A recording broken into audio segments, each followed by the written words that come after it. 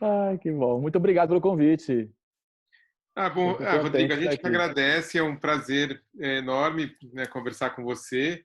A ideia Uhum, é que a gente inicie, né, falando um pouco da sua participação na exposição ambiental Arte e Movimento, e depois a uhum, gente fala de outros trabalhos. Você me mandou uma série de fotos que eu vou mostrando, a gente vai conversando.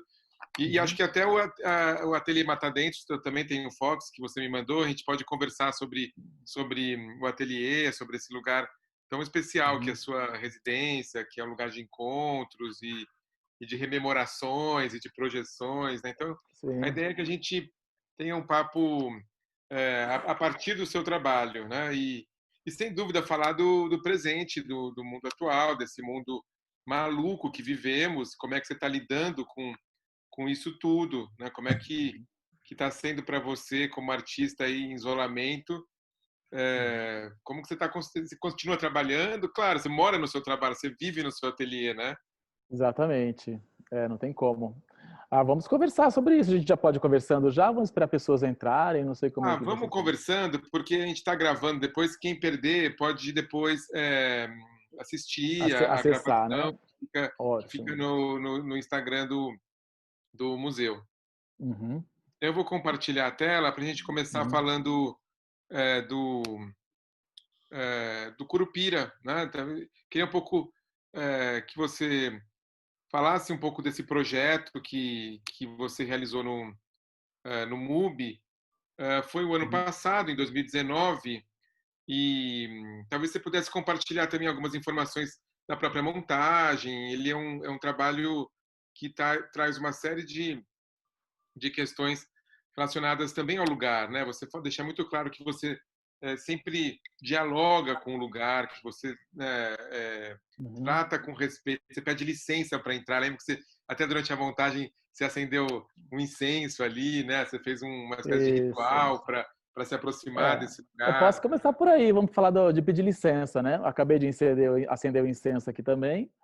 Para o aqui e agora se estabelecer, né? A gente pedir licença para aquilo que veio antes da gente. E o trabalho no MUBI também tem a ver com esse mesmo processo. Toda vez que eu entro em um espaço, eu peço licença para ele, porque eu acredito que tem uma memória muito profunda além dos nossos olhos, né? Então, se a gente pedindo licença, as portas se abrem. E falando desse momento específico, eu acho que a gente tem que pedir realmente licença para todos os mortos, né?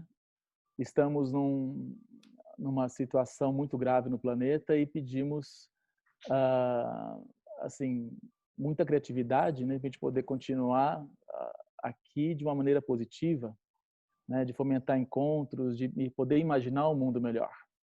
E meu trabalho no MUBI ou aqui no ateliê, em outros espaços, sempre foi a partir disso, né, de buscar ah, imaginar mundos melhores dentro do respeito, dentro da evocação das forças naturais, né?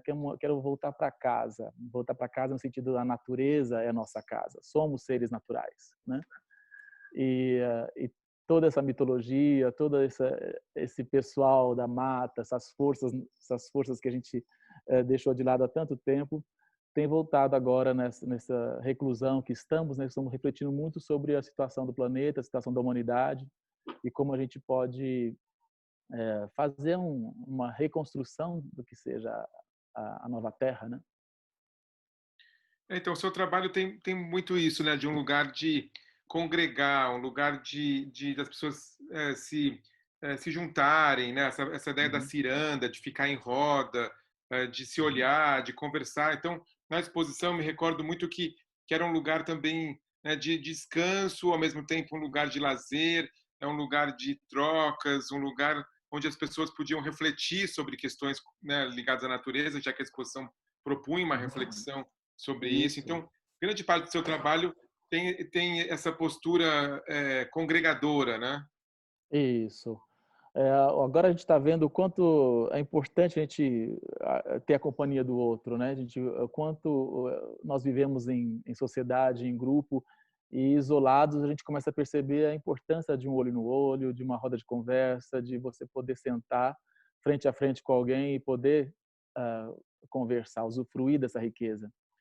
E os meus trabalhos sempre buscam estar próximo do educativo, no museu, estar criando espaços imersivos, né, instalações vivas, interativas, justamente por esse acolhimento, que o meio ambiente não é algo externo, ou estético, ou isolado, ele é integral, né? A gente precisa assim, integrar o ambiente, a identidade do espaço e os elementos da natureza, do entorno, dizem muito, né, ajudam muito.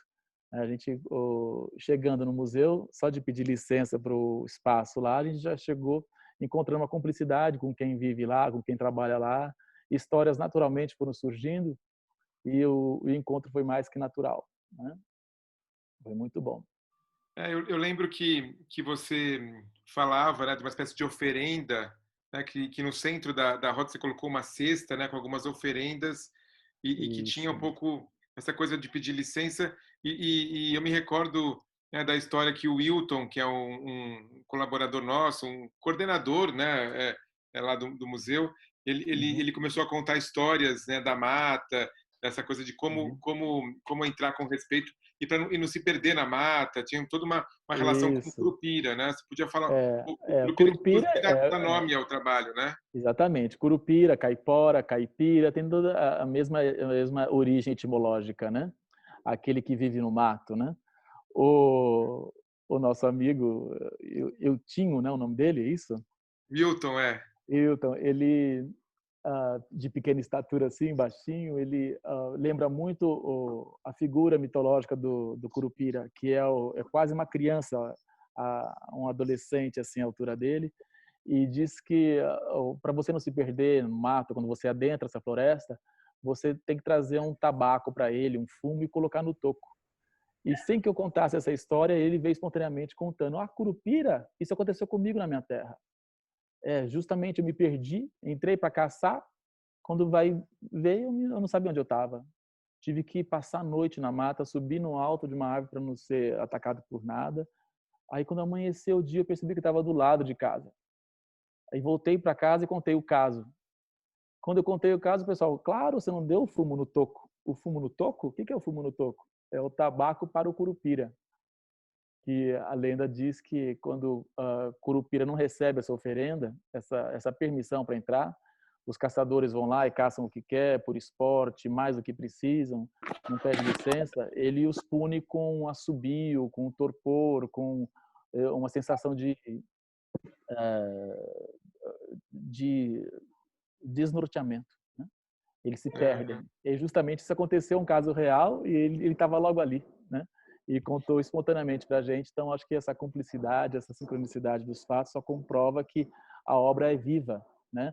Não é uma proposta estética colocada num espaço sem relação. Ela totalmente é enraizada com as pessoas em torno e cada dia foram surgindo outras histórias, né? Muito interessante. Cauê, posso fazer uma pergunta para o Rodrigo? Claro. Rodrigo, uma coisa que eu sempre me pergunto, como que você chegou nesse caminho? Como que você adentrou esse caminho das lendas, da mata, da arte próxima das questões ecológicas? Como foi isso? Olha, eu já tenho uma caminhada de mais de 20 anos, né? Eu acredito que seja pelo, pelas sucessivas ah, encontros espirituais que eu tive desde criança, né? A família espírita sempre teve essa aproximação, essa necessidade de saber quem são nossos guias, quem são nossas inspirações, nossos anjos da guarda, e sempre me foi remetido a figura do caboclo, do índio, do preto velho, e gradualmente fui me aprofundando nisso e quando a morte bateu à minha porta, eu perdi meu irmão no dia do meu aniversário de 27 anos, essas questões espirituais deixaram de ser acessórios de uma existência e foram muito viscerais, me apontando uma conduta muito direta na vida, de ter que tocar nesse assunto e aí essas relações foram se aprofundando. Comecei a perceber que os dejetos da cidade, abundantes, o que tinha de sobra, a abundância, dos lixos da cidade, os refugos nas esquinas, dos pontos viciosos, que a gente chama, né? Eram fragmentos de madeira em sua maioria. E essas madeiras, nenhuma praticamente tinha sido plantada, tinha sido extraída. Então a história dessas madeiras começou a me instigar demais. Eu falei, olha, a relação que temos com a floresta de maior diversidade no mundo, o maior tesouro do planeta, logo aqui, que demorou milhões e milhões de anos para se constituir, em poucas centenas de anos destruímos praticamente tudo. E viraram armários, pé de mesa, viraram refúgios de construção nas esquinas. O que é isso? Que história temos para contar? Então, a história da colonização ainda está acontecendo, né? Nós vemos que temos muito pouco acesso à história do Curupira, não se aprende nas escolas, né?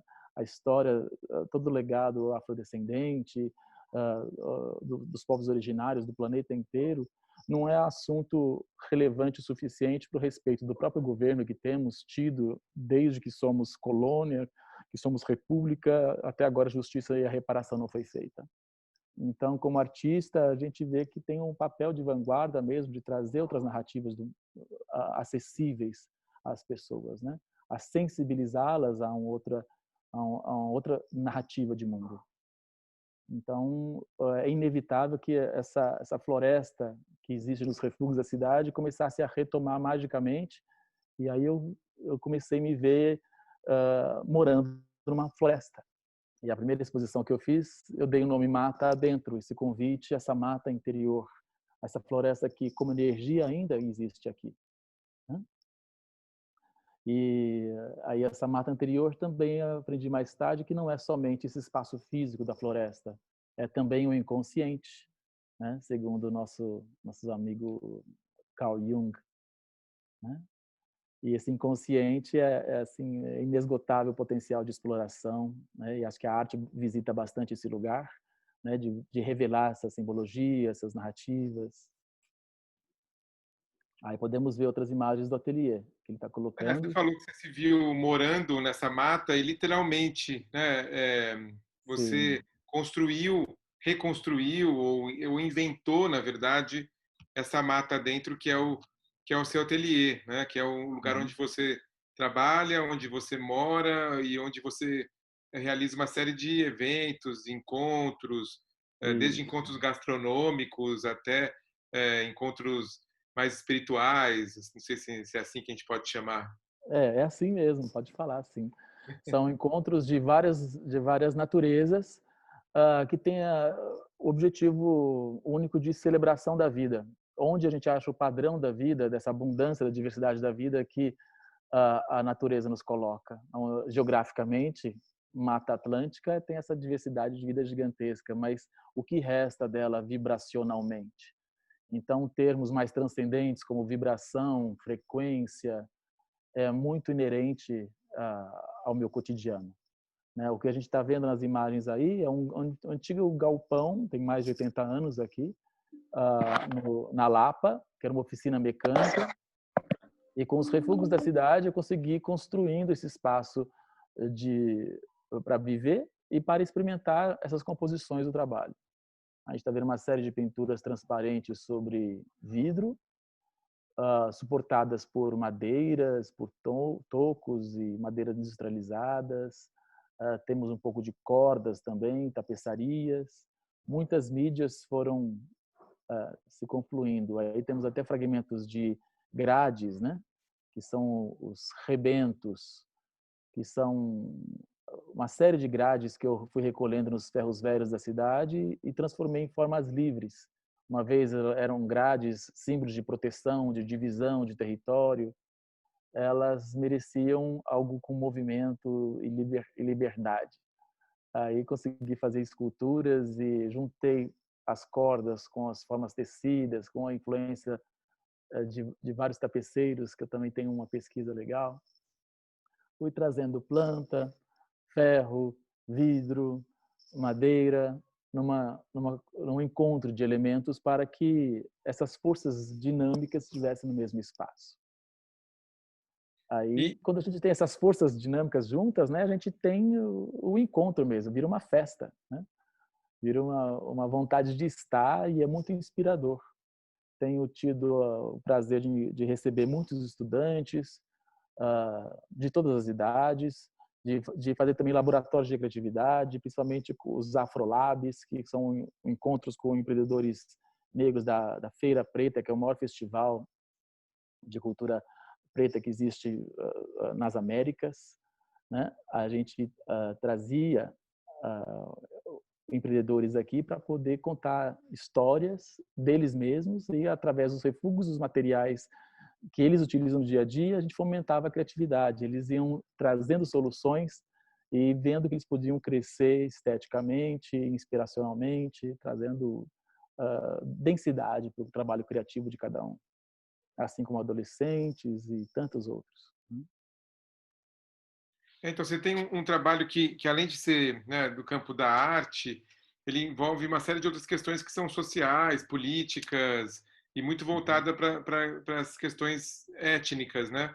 Eu lembro de, na visita ao seu ateliê, você reforçar bastante essa identidade negra, ou, ao mesmo tempo, essa mistura. Eu queria que você falasse, talvez, um pouco sobre esse momento que estamos vivendo aí de sei lá, estátuas de escravagistas sendo jogadas no Rio, em Bristol, e depois de toda a discussão que deu com a morte do Floyd lá nos Estados Unidos, e você é muito engajado nessas questões, né, Rodrigo?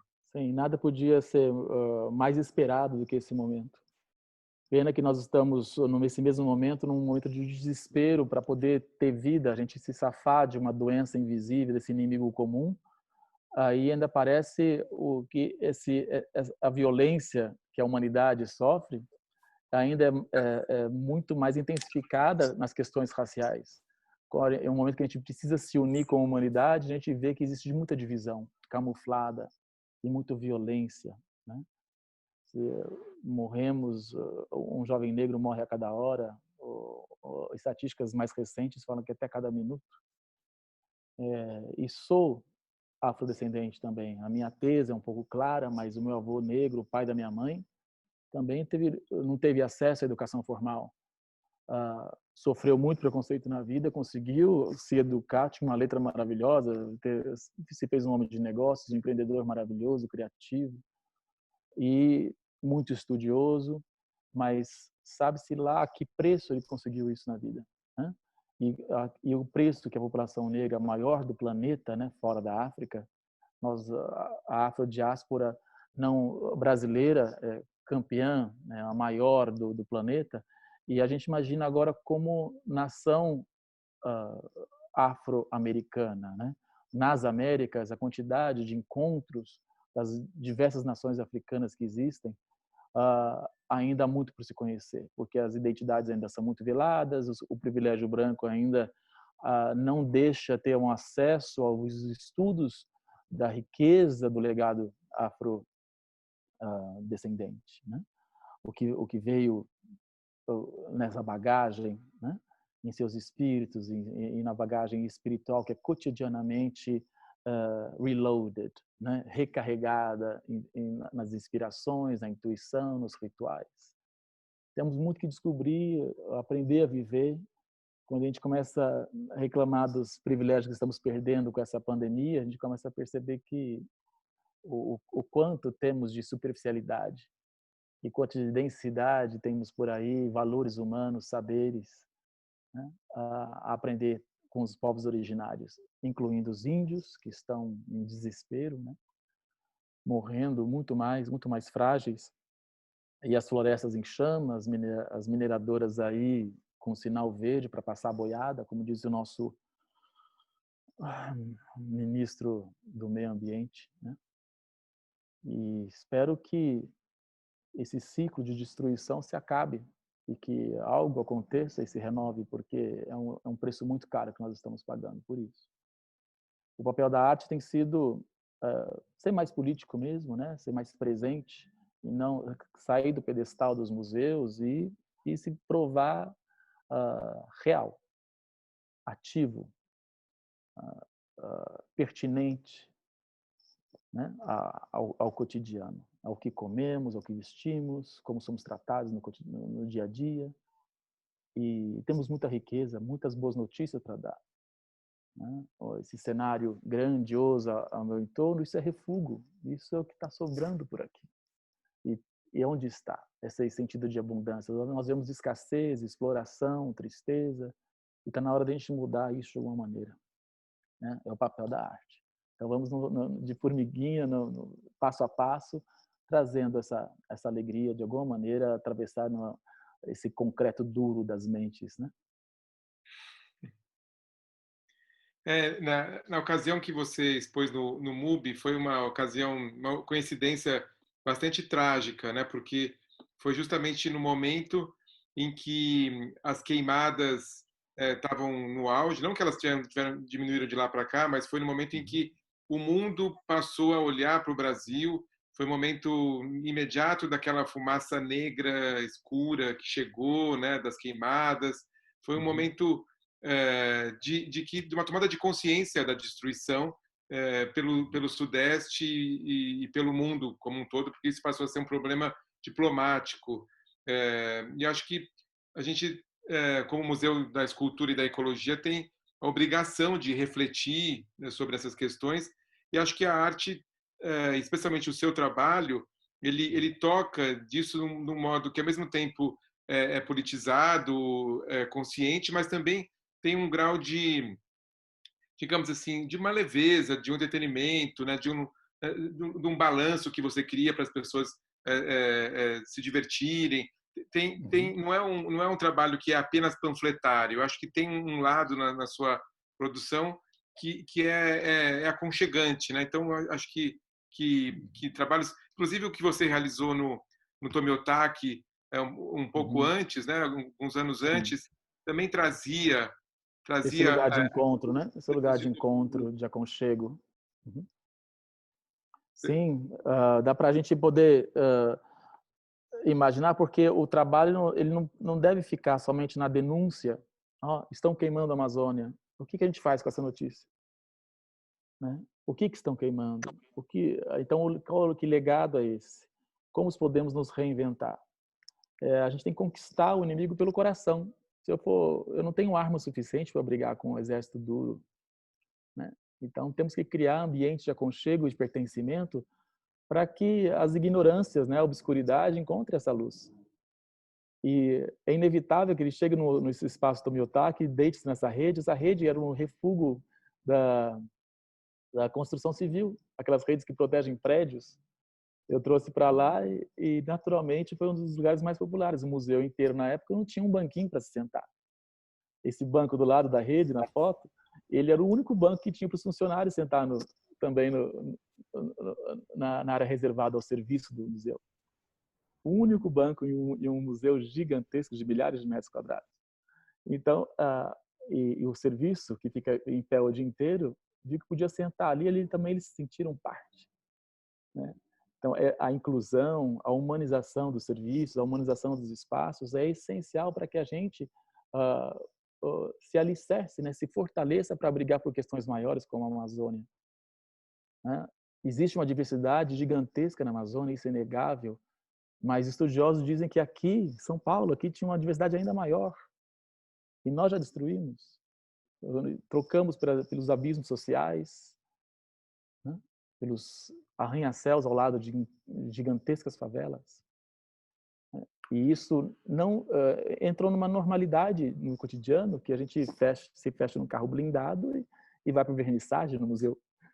Então, como é que a gente se sensibiliza para isso, né? Como é que a gente traz outras etnias vivas no Brasil a se valorizarem, a se verem em lugares públicos, donas da cidade também?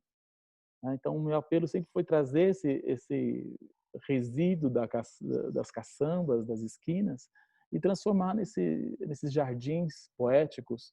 Aí você vê que as pontas das madeiras praticamente mal tocam o chão. E esse banquinho, você podia se deitar ali, várias pessoas, e ainda tem suporte, né? Ele nem movimentava, era muito bem fixo. Isso é um IP, uma madeira muito usada para decks e estruturas externas, porque aguenta a chuva, quase mal queima de tão forte que é. Então, as pontinhas dessas madeiras, elas podem sustentar peso e elas estão muito, assim, frágeis ao mesmo tempo. São fortes e frágeis, porque estão ameaçadas de extinção e, ao mesmo tempo, estão lá nos acolhendo, nos dando essa abundância de saberes. O que sabemos nós do potencial comestível das flores do ipê? Já viu uma salada de flores, coisa mais linda? E podemos comer saladas cor-de-rosa, amarelas, brancas, verdes, né? Os remédios homeopatas que sabe se fazer, a qualidade dessas madeiras é uma coisa impressionante que passa batido, né? De onde veio essa areia desse concreto do chão, né? Os rios que desapareceram para que esse prédio esteja aí no lugar, né? Todas são questões que a gente deixou um passado muito maravilhoso, moderno, né? Futurista, como Brasília, os projetos dos nossos grandes arquitetos, mas eu sou muito mais da banda do Burle Marx, né? Eu sou menos Niemeyer, mais Burle Marx, que tem uma visão um pouco mais do sistema, né? Da grande engrenagem, do horizonte, um pouco mais amplo que a especificidade da forma, a elegância das linhas. Nós temos que ter uma noção do dentro e fora, o que está acima está abaixo, o que está dentro está fora. E a harmonia é a nossa grande meta, né, como artistas. Trazer essa sensibilidade para as pessoas se perguntem onde estamos. Eu preciso desse abraço do aconchego, né, de estar entrar num museu e me sentir abraçado, sentir que alguma coisa, esse saber, né, deixe de ser só elite e seja realmente mais visceral. Ó, temos uma imagem aí interessante aí que E esses chegou. trabalhos do terreiro, conta pra gente um pouco, tem essa série Terreiro. Essa série aí nasceu do convite que a Bienal, que foi conhecida como a Bienal do Vazio, em 2008, 2007, 2008, uma coisa assim. Fui convidado a fazer um espaço muito grande de encontro lá. Justamente porque quando o Ivo me perguntou, o Ivo Mesquita, né, aonde eu gostaria de trabalhar, me deu esse espaço, eu olhei qual a identidade desse espaço, aquela praça externa ao prédio da Bienal, onde os mastros das bandeiras estão até hoje lá, né? Eu falei, olha, tem muito papelão no chão, tem muita gente em situação de rua que dorme aqui. Então vamos fazer um cafofo, né, um lugar de encontro. Esse pessoal vive do quê? Das caçambas do próprio prédio da Bienal. A ideia era pegar as caçambas da Bienal, transformar os refugos do Fashion Week nessa grande estrutura, uma floresta lúdica geometrizada ali debaixo da marquise que penetrasse o prédio da Bienal. E ali tivéssemos o lugar do abrigo dos saraus, da cidade, da periferia, que tem sido eventos que nos últimos 20 anos têm ressuscitado a moral, a alegria, a cultura nas periferias do Brasil e do mundo, né? E esse terreiro seria justamente o lugar da terra, o lugar a grande praça do encontro e também o lugar de canalização dessas energias essenciais da vida. Aí eu convidei essas artistas, são poetas, dançarinas, atrizes do grupo Capulanas, a companhia de arte negra, são mulheres negras que atuam aqui no Jardim São Luís e estão há muito tempo já atuando do Brasil afora. Elas estão dançando como ninfas, como as yamins, que são as feiticeiras, deusas, criaturas da floresta, dentro de uma sala, de um ateliê meu aí, que eu simulei como se fosse esse espaço que seria na Bienal, né? Como eu trazendo com espelhos e esses movimentos o sol para dentro de casa e elas como se emanassem a luz de fora para dentro, iluminando o seu interior e o interior da casa. Não, metáforas de como a gente pode achar soluções de dentro para fora, né? A gente muda o mundo de dentro para fora, não de fora para dentro, né? Eu vou compartilhar aqui algumas outras imagens que você separou também, que a gente conversou, que são especialmente aquelas ligadas a alguns móveis, né? Você fala muito de uma força espontânea da natureza que brota, né, que brota, né, nesses refugos, nesses objetos. Então tem uma relação entre cultura e natureza, não como oposição, mas elas integradas completamente, né? Sim, aí a gente vê uma cadeira estilo Luís XV, Luís XVI, né, que foi encontrada aqui quebrada na esquina de casa quando eu passeava com o cachorro, que apareceu na foto anterior, essa também. Se você reparar, os entalhes dessas cadeiras já são formas vegetais, são folhas retorcidas, são ramos, as estampas dos tecidos são flores também.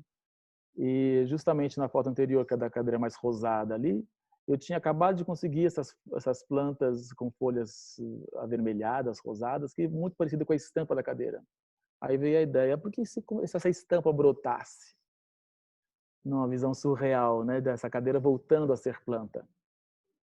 Já que existe essa obsessão, né? E o que aconteceu, né, com esse estilo Luís XV, XVI nessa época? O momento mais marcante é a Revolução Francesa, né? A queda da Bastilha, quando o povo tomou o poder e degolou toda a aristocracia. E é justamente as plantas tomando a cadeira para